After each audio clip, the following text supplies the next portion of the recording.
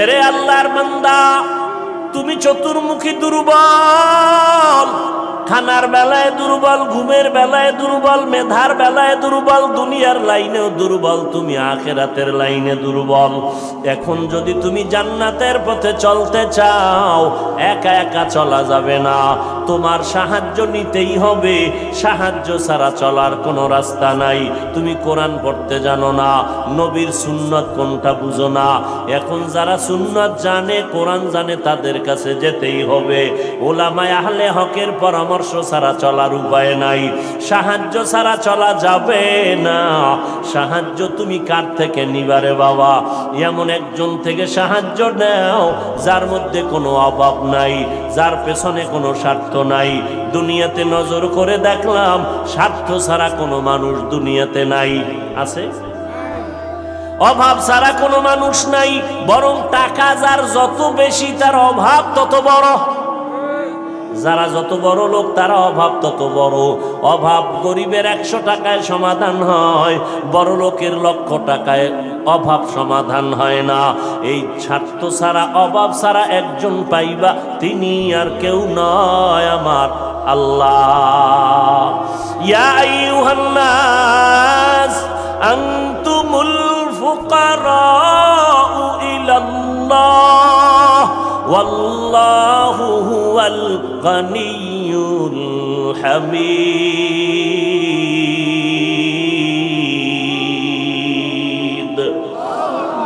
गर तवक्कुल मी कुनी हर सुबह शाम, मेरा सनद रिज़्क़ तू अज़ला मकाम।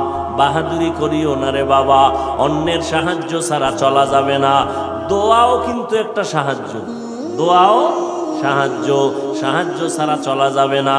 মা বাবায় দোয়া করে, এর সাহায্যে আমরা বড় হয়েছি। মা বাবার ক্লান্ত পরিশ্রমের কারণে আমরা বড় হয়েছি, মা বাবার সহযোগিতায় বড় হয়েছি। কিন্তু স্বার্থ ছাড়া জমিনের মধ্যে কোনো মানুষ নাই, অভাব ছাড়া কেউ নাই। যার কোনো অভাব নাই তিনি হলেন আমার আল্লাহ, যার কোনো স্বার্থ নাই তিনি আমার আল্লাহ। এরে বান্দা, নিজের বড় মনে করলে ধ্বংস অনিবার্য। আল্লাহর এক বান্দা বড় আবেদ, আমার নবী সাহাবায়ে কেরামদের ঘটনা শুনাইতেছেন। বড় আবেদ, বনি ইসরাইলের ভেতরে নাম বড়, নাম ডাক বেশি, এত ইবাদত করতেছে। একদিন সিদ্ধান্ত নিয়ে নিল, ঘরের মধ্যে থাইকা ইবাদত একুরেট হয় না, মানুষের সাথে চলাফেরা, মানসিকতা নষ্ট হয়ে যায়। সিদ্ধান্ত নিয়া পাহাড়ের কিনারায় চলে গেল। পাহাড়ের উপরে উঠা ছোট্ট একটা রুম বানাইয়া ওইখানে আল্লাহর বান্দা ইবাদত করে। পাহাড়ের চূড়ায় সাধারণ মানুষ সেখানে যায় না, মন মানসিকতা নষ্ট হয় না। আল্লাহর বান্দা পাহাড়ের চূড়ায় গিয়া ইবাদত করে। ঘরের ভেতরে মা বড় একা, আম্মা জান ঘরের মধ্যে বসে মোটামুটি জীবন যাপন করে। সন্তান আসে না, ইবাদতের মজা পাইয়া পাহাড়ের চূড়ায় উঠে ওখানে ইবাদত করে। একদিন মা মনে মনে ভাবলেন, আমার সন্তান আমার কাছে না আসলে তো আমি ও থাকতে পারে, আমি মা তো থাকতে পারি না। কারণ আমি মা, সন্তানের আমি গর্ভ ধারণ করে কত কষ্ট করেছি। মা সিদ্ধান্ত নিল, আমি হেঁটে হেঁটে পাহাড়ের কিনারায় যাইয়া আমার বাবার চেহারাটা একটু দেখা কলবেরে সান্ত্বনা দিব। আম্মা জান ঘুমের থেকে উঠা সকালবেলা সূর্যের গরম যখন শুরু, হেঁটে হেঁটে পাহাড়ের কিনারায় চলে গেলেন। আল্লাহর বান্দা আবেদ পাহাড়ের চূড়ায় ইবাদত খানায় নামাজ পড়ে আর আল্লাহরে সেজদা দেয়। আম্মা জান পাহাড়ের কিনারায় যাইয়া সূর্যের আলোতে উপরে তাকাইতে কষ্ট হয়, হাতটাকে কপালের সামনে নিয়ে ছায়া দিয়া উপরে হালকাভাবে তাকাইয়া এরপরে ডাক দিলেন, এই সন্তান, আমি তোর মা পাহাড়ের কিনারায় আসছি, একটু দেখা দাও। আমি মা তোমার চেহারাটা দেখার জন্য পাগলের মতো হয়ে গেলাম। আল্লাহর বান্দা পাহাড়ের উপর থেকে মায়ের কণ্ঠের আওয়াজটা শুনছে। এমন সময় ডাক দিছে মা, যেই সময় আল্লাহর বান্দা নামাজে দাঁড়ানো। চিন্তায় পড়ে গেল, এখন কি মায়ের ডাকে সাড়া দিব নাকি আমার মাওলার সাথে আমি কথা বলবো। সিদ্ধান্ত নিয়েই বান্দা মায়ের ডাকে আর সাড়া দেয় নাই, নামাজে দাঁড়ায় গেল, নামাজের ভিতরে মশগুল হয়ে গেল। আম্মা জান দীর্ঘ টাইম কষ্ট করে দাঁড়াইয়া সন্তান যখন সাড়া দেয় না, মা হালকা একটু কষ্ট নিয়ে বাড়ির মধ্যে রওনা। বাড়িতে চলে আসলেন, ঠিক আছে বাবা তুই ইবাদত করো, ওখানে থাক, আমার ডাকে সাড়া দিলি না, দুঃখ নিয়ে চলে গেলাম। মা বাসায় চলে গেল, কিন্তু মায়ের চোখে ঘুম হয় না। সন্তানের প্রতি যে মায়ের এত মায়া, ওই মায়ের সন্তান মায়ের মায়া কখনো বুঝবে না। যদি সন্তানগুলো মায়ের কষ্ট বুঝতো, জীবনে কোনো সন্তান মায়ের কষ্ট দিতে পারত না, মায়ের চোখের পানি ফালতে পারত না। মা রাতের বেলা ঘুমাইতে পারে না, কষ্ট বুকের চাপা দিয়া। আবার পরের দিন মা বলে না, আজকে আবার একটু যায় বাবারে ডাক দেই, দেখিনি একটু চেহারাটা দেখতে পারি, কলিজাটা ঠান্ডা করতে পারি। আবার আম্মা যান দ্বিতীয় দিন চলে গেলেন সূর্যের গরমে, পাহাড়ের কিনারায় যাইয়া হাতটারে কপালের কাছে নিয়ে আবার ডাক দিছে, ও সন্তান তোমার মা ডাকতেছে, আসো একটু পাহাড় থেকে আইসা মায়ের কাছে দেখা দিয়া যাও, কলিজা ঠান্ডা করো। সন্তান এখনো নামাজে দাঁড়ানো, এবারও চিন্তা করলো আমি মায়ের ডাকে সাড়া দিব নাকি আমি নামাজের মধ্যেই থাকবো। সিদ্ধান্ত আগের মতোই অটল, নামাজ আমি ছাড়ব না, মায়ের ডাকে কোনো সাড়াও দিব না। মা দ্বিতীয় দিনের মতো কষ্ট পাইয়া বিদায় নিয়ে বাসায় চলে গেলে, কিন্তু মা মনেরে বুঝাইতে পারে না সন্তানের কষ্ট কখন মন থেকে যায় না। এরে আল্লাহর বান্দা, স্বামী আর স্ত্রী এক জায়গায় ঘুমায়, হঠাৎ একদিন তাকায় দেখে স্ত্রী বালিশে মাথা লাগাইয়া গুনগুন গুনগুন করে কান্না করে। আব্বা জান জিজ্ঞাসা করে, বিবি কাঁদো কেন? কয় তোমার ঘুমে তুমি ঘুমাও, আমি মনের দুঃখে কাঁদি। বলে কি দুঃখ? তোমার জানার দরকার নাই। মা চায় বাবায় জানো, না জানে তো বাবাও দুঃখ পাবে। স্বামী বেচারা কয় না, বলো তুমি কেন কাঁদো? আমার মনে বড় কষ্ট লাগতেছে, কেন কাঁদো বলো। মা চোখের পানি ছেড়ে কয়, স্বামী আমার সন্তানের জন্য আমি জীবনটা বিলায় দিলাম, আজকে 7টা দিন হয়ে গেছে সন্তান আমারে মা বলিয়া ডাক দেয় না, আমি পাগলের মতো হয়ে গেছি। বলে কেন ডাকে না? বলে সন্তান একটা অন্যায় করতেছিল, আমি একটু ধমক দিছি, সন্তান রাগ করে আর আমার সাথে কথা বলে না। ঘরে আইসা প্লেটটা নিয়ে খানা খাইয়া পেছনের দরজা দিয়ে চলে যায়, আমার দিকে তাকায় না। এবার বাবায় বলে, বিবি তুমি আরামে ঘুমাও, সন্তানের চিন্তায় ঘুম নষ্ট করিও না, আজকে না কালকে সন্তান বুঝতে পারলে তোমার কাছে আইসা মাপ চাবে। মা ডাক দিয়ে কয়, স্বামী আমার তুমি আমারে যত বুঝাও, আমি যতবার খানার প্লেট নেই আমি খানা মুখে দিতে পারি না, তোমারে বুঝাইতে পারি না আমার খানার থেকে ঘুমের থেকে সন্তানের মা ডাকে এত মজা। সন্তান যখন আম্মু বলিয়া ডাক দেয়, কলিজা ঠান্ডা হয়ে যায়। ও সন্তানেরা, ওই মা বাবা যারা কবরে রাইখে আজকে বাহাদুরি করো রে বাবা, ওই আল্লাহর বান্দি দ্বিতীয় দিনও কষ্ট পাইয়া বিদায়, কিন্তু রাতের ঘুম নাই, মনের মধ্যে বড় কষ্ট। নবীজি সাহাবায়ে কেরামদের সামনে ঘটনা বলেন আর কাঁদতেছেন, সাহাবায়ে কেরামরাও কান্নার আওয়াজ। মায়ার নবী বলেন, ও সাহাবায়ে কেরাম, ওই মা তৃতীয় দিন আবার চলে গেল পাহাড়ের কিনারায়, যাইয়া ডাক দিছে, বাবা একবার না দুইবার না, তৃতীয়বারের মতো আমি তোমার দরজায় এসে গেলাম, একটু পাহাড় থেকে নাইমা সারা দাও। আজও সন্তান নামাজে দাঁড়ানো, আল্লাহর মহব্বতে আর মায়ের ডাকে সারা দেয় না। 2 দিন মা কষ্ট পাইয়া কিছু বলে নাই, চলে গেছে। আজকে কষ্ট পাইয়া আর নিজের কন্ট্রোল করতে পারে না, আসমানের দিকে তাকাইয়া একটা কথা বলিয়াই ফেলছে। আসমানের দিকে তাকাইয়া বলে, ও আসমানের মালিক, এমন সন্তান দিয়ে কি হবে আমার, যেই সন্তান আমার 3 দিনের কষ্ট বুঝলো না রে আল্লাহ, আমার মনটারে মানাইতে পারি না। ওর তো একদিন মরণ হবে, তবে আমার একটা দাবি, ওরে তুমি জেনাকারিনী মহিলার চেহারা না দেখাইয়া মরণ দিবা না। কঠিন এক কথা আসমানে লাগায় দিলেন, আসমানে কবুল হয়ে গেছে। মা বাবার দোয়া, বরদোয়ার মাঝখানে কোনো পর্দা থাকে না, আর সে আজিমে ডাইরেক্ট চলে যায়। এই যুবক, জিরি মাদ্রাসায় বলে আসছি, আল্লাহর কসম করে বলে গেলাম, কুতুবদিয়ার মুসলমান, কসমের কথা বিশ্বাস না করলে তোমার ঈমান দুর্বল। আল্লাহর কসম, ওয়াল্লাহি বিল্লাহি তাল্লাহি, 3 বার কসম করে বলে গেলাম। বিশেষ করে যুবকদেরকে বলছি, মরার আগে যদি পঙ্গু হইয়া বিছানায় কষ্ট পাইয়া মরতে চাও, তাহলে মার সাথে বাবার সাথে বেয়াদবি কর, শিক্ষকের সাথে বেয়াদবি কর, মুরব্বীদের সাথে বেয়াদবি কর। আল্লাহর কসম, মরার আগে তুই পঙ্গু না হইয়া মরবি না, লিখে রাখ।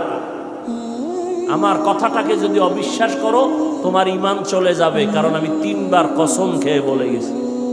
এখন তুমি পণ্ডিতেরা প্রশ্ন করবা, হাফিজ সাহেব তুমি মনের রাগে বললা না, তুমি দলিল নাও। قال النبي صلى الله عليه وآله وسلم اثنان يعجلهما الله في الدنيا البغي وعقوق الوالدين أو كما قال النبي عليه الصلاة والسلام। আল্লাহর নবী বলেন, 2টা অন্যায় দুনিয়াতে এমন আছে, যেই 2টা অপরাধ করলে মরার আগে জমিনে শাস্তি হবে। কয়টা অন্যায়? কি আপনাদের খারাপ লাগতেছে? মোনাজাত দিয়ে দিব? আমার তো কষ্ট, অনেক কষ্ট, মাইকটাও সুন্দর না, তারপর আপনাদের মহব্বতে কথা বলতেছি গলা ফাটাইয়া, কি করার। তারপর আপনারা বসলে একটু আমি কথা ফিনিশিং দিয়ে আসতেছি, আর একটু সামনে আগাবো। আল্লাহ সবাইকে কবুল করেন। হ্যাঁ, মদিনার নবী বলেন, 2টা অপরাধ আছে, যদি দুনিয়াতে করো মরার আগে শাস্তি হবে, মরার পরে নয়। 1 নাম্বার অপরাধের নাম জুলুম, 2য় অপরাধের নাম হলো মা বাবার সাথে বেয়াদবি। যারা মা বাবার সাথে বেয়াদবি করবে, নবী বলেন তাদের শাস্তি হবে মরার আগে দুনিয়ার জমিনে। যারা জুলুম করবে, ওস্তাদের ইজ্জতের উপরে আঘাত করবে, ভাইয়ের উপরে জুলুম করবে, বোনের উপরে জুলুম করবে, প্রতিবেশীর উপরে জুলুম করবে, গরিবের উপরে জুলুম করবে, এই জালেমের বিচার আমার আল্লাহ মরার আগেই করে নিবেন। ও আল্লাহর বান্দারা, মা যখন কথাটা বলেই ফেললেন, আসমানে কবুল হয়ে গেল। কি বরদোয়া করলেন? মা গেছেন, ভুলে গেছেন? জেনাকারিনী মহিলার চেহারা না দেখাইয়া মারবা না। মা কিন্তু কঠিন কয় নাই, যদি কইতো জেনা না করাইয়া মারবা না, তো আরো কঠিন হয়ে যাইত। মা একটু পাশ কাটাইয়া বললেন, ও জেনা টেনা করবে না, কিন্তু জেনাকারিনী মহিলার চেহারা দেখে মরবে, এটাও একটা অভিশাপ। একটু মহিলা দেখবে না, কারণ আমার বাচ্চা তো ইবাদত করে পাহাড়ের চূড়ায়, সে কোনো নারী দেখবে না, কিন্তু দেখতে গেলেও যেন নামাজি না, একটা জেনাকারিনী নারী দেখবে। পুরা বনি ইসরাইলের মাঝে প্রশংসা, পাহাড়ের চূড়ায় আল্লাহর বান্দা এত পরিমাণ ইবাদত করে যে তার ইবাদত আল্লাহর প্রতি এতটা অগাধ বিশ্বাস, পৃথিবীর কেউ তাকে আল্লাহর থেকে বিন্দু পিছপা ঘটাতে পারবে না, গাফেল করতে পারবে না। ওই এলাকার এক সুন্দরী মহিলা, রূপসী, সে কয় এত প্রশংসা তারে কেউ আল্লাহর থেকে আলাদা করতে পারবে না। কয় না, কেউ পারবে না। আমি পারবো। সুন্দরী মেয়ে বলে আমি পারবো। এই মেয়ে হাঁটতে হাঁটতে ওই পাহাড়ের চূড়ায় উঠছে, উঠে দেখে আল্লাহর বান্দা নামাজে দাঁড়ানো। ওর কামি শুধু আল্লাহর সেজদা দেয়, নামাজে দাঁড়ায়, তেলাওয়াত করে, দিয়ে কাজ চলতেছে, নামাজ আর নামাজ আর নামাজ। ওই মহিলা আল্লাহর আবেদ বান্দার সামনে দাঁড়ালো, যেই সূরাটা ধরলে আল্লাহর বান্দার নজর চলে আসবে, জিনা করার জন্য বাধ্য হবে, এমন কৌশল কোনোটা বাদ দেয় নাই মহিলা। কিন্তু তাকায় দেখে আল্লাহর বান্দা একটা নজর কোনো দিকে ডান বাম করে না, নিচের দিকে নজর, আল্লাহর মোহব্বতের ভিতরে মশগুল। বলবেন মহিলা হাতটা ধরবে না, রে বাবা এটা সম্ভব না। আল্লাহর উপরে ভরসা কইরা যারা চলবে এদের গায়ে টাচ করার ক্ষমতা কোনো বাহাদুরের নাই। যদি হাত বাড়ায় তোরা হাতটা সাথে সাথে বাঁকা হয়ে যাবে। ইব্রাহিম নবী বিশ্ব সুন্দরী সারাকে নিয়ে যাইতেছিল মিশরের উপর দিয়া। জালেম বাদশা খবর পাইয়া সুন্দরীর টাইনা নিয়ে আসছে। ইব্রাহিম নবী গাছতলায় বয়ে খায়, আল্লাহ আমি না নবী, আমার স্ত্রীর উপরে যদি আঘাত করে চরিত্রের, তা আমার নবুয়তের হালাত কি হবে? আল্লাহ কয় হেফাজত আমি করব, তোমার ভয় লাগে? তোমার অন্তর্চক্ষু খুলে দিলাম, ওই বাদশা জালেম তোমার স্ত্রীর সাথে যা করবে তুমি গাছতলা বয়ে সব দেখবা। জালেম মিয়া আসল রুমের মধ্যে ঢুকাইয়া যখন হাত বাড়াইছে, হাতটা বাঁকা হয়ে গেছে, অবশ হয়ে গেছে। একবার, দুইবার, তিনবার পরে বেডি ইব্রাহিম নবীর স্ত্রীর কাছে মাপ চাইছে। মাপ চাইয়ে কয়, তোমার মধ্যে এমন কি পাওয়ার, আমি হাতটা আগাইয়া গেলেই বাঁকা হয়ে যায়? এই মহিলা, তোমার মধ্যে পাওয়ার কি? আমার মধ্যে কোনো পাওয়ার নাই, একটা পাওয়ার, আমি আল্লাহর একজন নবীর স্ত্রী। তাই নাকি? বলে হ্যাঁ। কই সে নবী? বলে গাছতলায়। ডাকো, সম্মানের সাথে ডাকো, মাফ করে দাও আমাকে, অন্যায়ের থেকে মাপ চাইলাম। এইবার বাদশাহ ডাইকা নবীরে মেহমানদারি করাইয়া ওই বাদশার এক খাদেমা হাজেরা এরে দিয়া দিল ইব্রাহিম নবীর খেদমতে। সন্তান টন্তান নাই, শুইনা দিয়ে দিছে।